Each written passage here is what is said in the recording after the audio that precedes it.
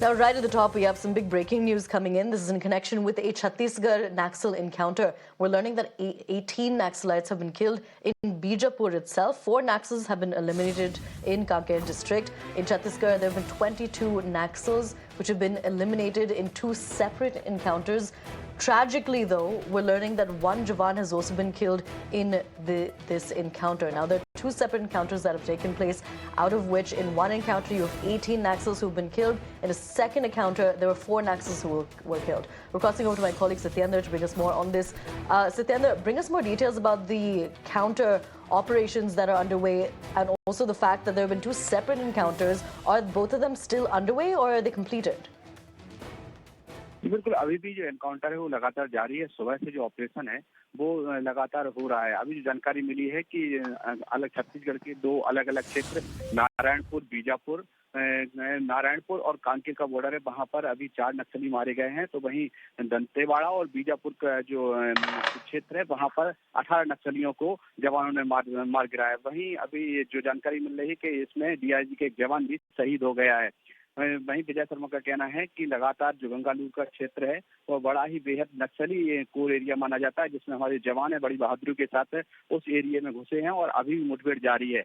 वहीं अभी जो 18 नक्सली हैं उनको मार गिराया है, लेकिन जो आंकड़ा है वो और भी बढ़ सकता है और वहां से बड़ी भारी मात्रा में ऑटोमेटिक हथियार और गोला बारूद बरामद हुए हैं। यही कांकेर में भी यही स्थिति बनी और जब एसपी से मेरी बात हुई तो एसपी ने भी इस बात की पुष्टि की कि वहां से भी ऑटोमेटिक हथियार, गोला बारूद बरामद किए गए हैं।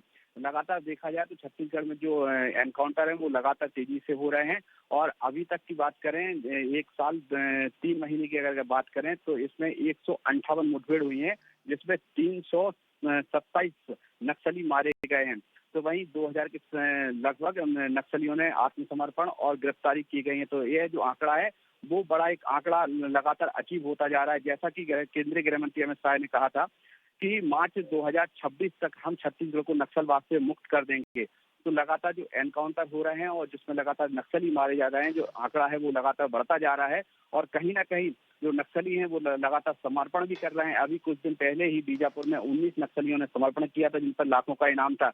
ऐसे ही गरियाबंद में जब मुठभेड़ हुई थी तो उसमें 1 करोड़ का इनामी चलपति मारा गया था। तो कई जो बड़े नक्सली लीडर्स हैं वो लगातार मारे जा रहे हैं। अभी भी जो मुठभेड़ हो रही है उसमें बड़े लीडर्स के मारे जाने की अभी संभावना है और भी जो लीडर्स हैं उनको अभी जवानों ने घेर के रखा है। तो अभी मुठभेड़ चल रही है, गोलीबारी दोनों साइड से जारी है और इसके बाद अब इसमें अपडेट निकल के आता है कि अगर और कुछ नक्सली मारे जाते हैं तो ये बहुत बड़ा ऑपरेशन छत्तीसगढ़ के सुरक्षा बलों की तरफ से माना जा रहा है। बिल्कुल सत्येंद्र जी, बहुत बहुत शुक्रिया वो सारी जानकारी देने के लिए। वो continue to track the developments as far as the operations are concerned, considering that they're still underway, but shifting focus now.